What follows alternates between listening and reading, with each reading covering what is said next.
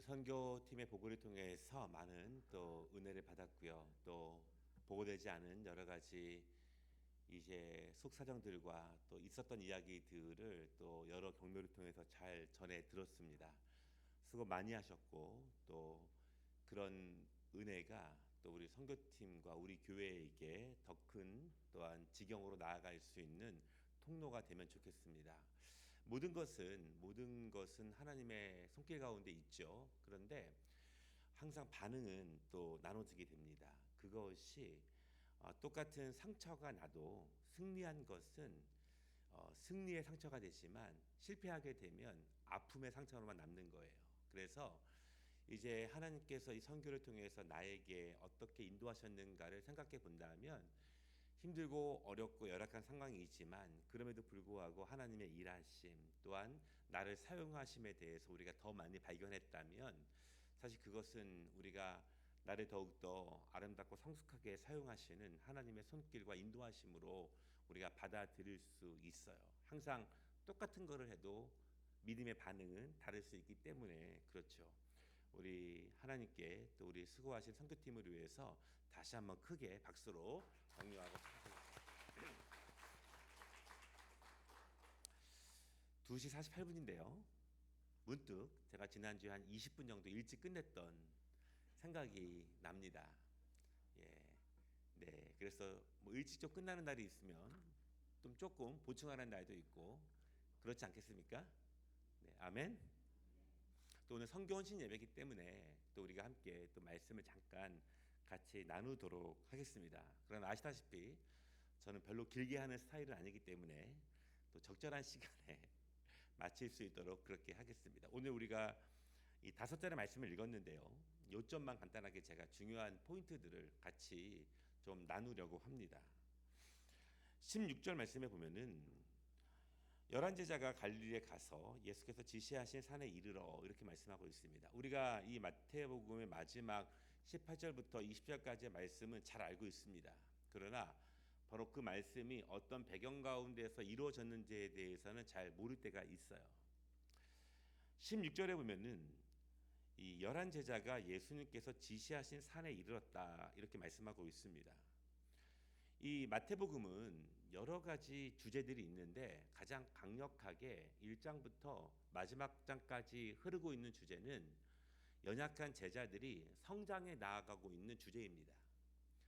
작은 믿음을 가졌던 의심 많았던 능력 없었던 그들이 어떻게 점점 성장해 가고 있는가. 그래서 예수님이 승천하신 이후에 그들이 어떻게 위대한 믿음의 증인이 되었는가에 대해서 이렇게 이 마태복음 전체에서 흐르고 있는 큰 주제가 돼요. 예수님께서 지시하신 산에 그들은 함께 도착하게 되었습니다. 거기서 예수님께서는 마지막 말씀을 주셨고 거기서 승천하게 되셨죠. 우리가 여기서 기억할 것이 있는데 말씀이 내려왔다면 기본적으로 역사는 그 말씀 안에서 이루어지게 됩니다. 그러니까 예수님께서 지시하신 산이 있다고 말씀을 하시면 엄한 산에 가서 아무리 기다려도 아무 일도 벌어지지 않습니다. 그러니까 말씀이 없는 상황이라면 우리가 기도하면서 주의 뜻을 기다려야겠지만 말씀이 지시된 상황 가운데서는 역사는 은혜는 그 말씀 안에서 이루어진다는 사실이에요. 그러니까 우리가 그 말씀을 신뢰하면서 기다리는 것이 너무너무 중요합니다.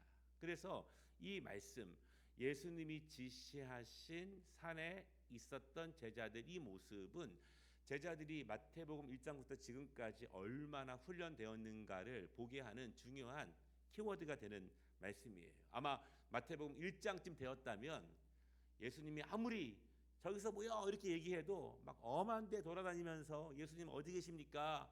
이렇게 소리 지를 수 있을 거예요. 두 번째는 17절에 참 아이러니한 말씀이 있어요. 거기 모인 사람들이 예수를 배웠고 경배하나 아직도 의심하는 사람이 있더라 이렇게 말씀하고 있습니다. 이 말씀이 자칫 오해하면 이렇게 볼 수도 있어요. 거기 모여있는 사람 중에서 경배하는 사람도 있고 의심하는 사람도 있고 이런 것인가. 그러나 이 문맥을 자세히 보면 이런 것입니다. 예수님이 지시하신 땅에 와서 산에 와서 주님께 경배를 드리지만 그 마음속에 조금 의심은 있고, 이런 의미가 더욱더 맞는 거예요. 여러분, 우리가 이 완벽하게 100% 확신하기 때문에 무슨 일을 하는 것은 아닙니다. 우리가 주님을 섬기는 것은, 어떤 믿음의 결정을 하고 헌신을 하고 순종을 하는 것은 내가 마음속에 100% 확신이 있기 때문에 그렇게 나아가는 것은 아니에요.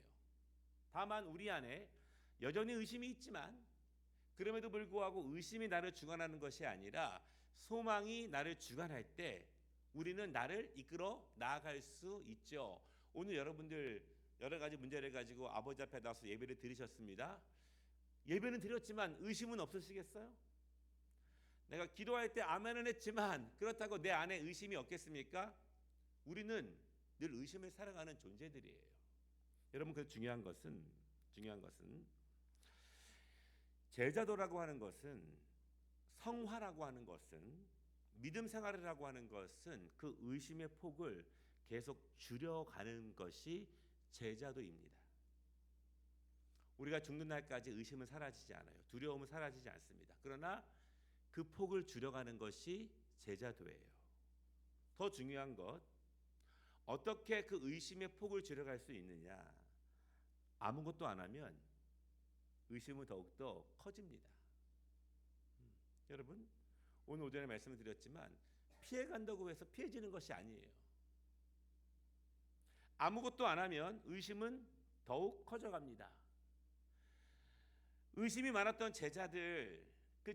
그들이 이 마태복음 전체를 보면서 얼마나 많은 시행착오를 합니까? 얼마나 많이 실패합니까?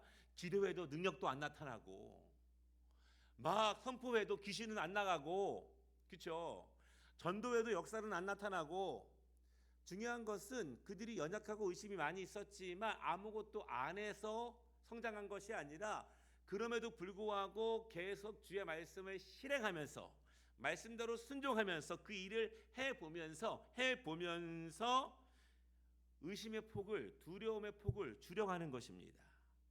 여러분, 우리는 계속 말씀을 실천하면서 실패할 거예요. 이게 아닌데, 내가 기대한 것이 이것이 아니었는데, 그러나 계속 실행하면서 우리는 실패에 대한 아픔보다는 그것이 이루어지는 간증이 더욱더 커져감을 경험하게 될 것입니다. 그것이 제자도예요. 그것이 성화의 모습입니다. 여러분, 예수 안에 우리가 말씀대로 살려고 노력하고 막 나름대로 분투하고 애쓰지만 그럼에도 불구하고 안 되고 이루어지지 않는 나의 모습도 힘들고, 그렇죠? 그 가톨릭의 유명한 신부님이 이렇게 이야기해요. 내 오른손에는 아무런 능력이 없는데 자꾸 성도들이 와서 기도해 달래요. 그래서 능력 없는 내 오른손도 안타깝고 그 능력 없는 손을 의지하고 나오는 성도들은 더 안타깝고, 우리의 모습은 사실 그렇습니다. 그럼에도 말씀 안에서 계속 시도하고 실행할 때 그 말씀이 이루어짐을 경험하게 될 줄을 믿습니다. 의심은 당연한 거예요. 두려움도 당연한 것입니다. 18절 보면은요, 예수께서 말씀하시되 하늘과 땅의 모든 권세를 내게 주셨으니. 사실 이 말이 좀 실감하기가 어려워요. 왜냐하면 사실은 예수 그리스도께서 우주 만물을 통치하시는 창조주라고 하는 것, 모든 천사들과 모든 피조물들이 주 앞에 무릎 꿇고 주님을 경배한다는 사실, 요즘 매일 성경을 통해서 새벽기도 때 요한계시록을 함께 보고 있는데요, 주님은 내가 아무리 생각해도 나의 생각보다 훨씬 더 크시고 위대하신 분이에요. 하늘과 땅의 우주 만물을 통치하시고 다스리시는 하나님인 줄을 여러분 믿으시기를 바랍니다. 그 권세를 가지고 있는 분이 바로 예수 그리스도예요. 우리가 정말 예수님께서 얼마나 크신 분인지를 아는 것이 중요해요. 제대로 알면, 그렇죠? 그렇게 못하겠죠. 제대로 알면. 마지막으로 우리에게 주신 사명, 거기 있는 남겨진 자들에게 주신 사명이 있는데요, 성령의 이름으로, 아버지와 아들과 성령의 이름으로. 우리가 기억해야 될 것은 우리는 위탁받은 자입니다. 하나님의 일을 위탁받은 자, 우리는 그 일을 성실히 감당하는 것이고 내가 하는 것이 아니라 하나님께서 하시는 일임을 여러분 믿으시기를 바랍니다. 눈에 보이는 그 결과가 다는 아니에요. 여러분 그렇지 않습니까? 그러면 정말 빛도 없이 살아갔던 수많은 그리스도인들은 부족한 사람들입니까? 그렇지 않아요. 그렇지 않다는 거예요. 20절에 보면은요, 가르쳐 지키게 하라 이렇게 말씀하십니다. 중요한 것은 가르쳐라가 아니라 가르쳐 지키게 하라. 지키게 하라. 결국 말씀의 능력은 지키는데 능력이 있음을 믿습니다. 우리가 여러분 신앙생활하는 것이 힘들고 어렵습니다. 그런데 신앙생활하다가 이렇게 절망하고 포기하고 피해버리고 놓아버리는 거의 대부분의 이유는 혼자 하기 때문에 그렇습니다. 홀로 하고 있다고 생각하기 때문에 그래요. 그러나 20절에 보면 뭐라고 말씀하시냐면 내가 세상 끝날까지 너희와 항상 함께 있으리라. 주님의 말씀입니다. 주님은 늘 우리와 함께 하시기 때문에 우리를 도와주실 것이고 우리를 인도해 주실 것입니다.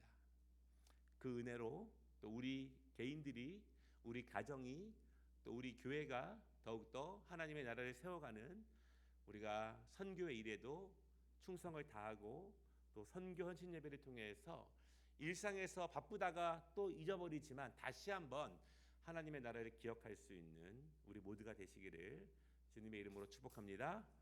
다음에 또 우리 이제 선교 또 나갈 겁니다.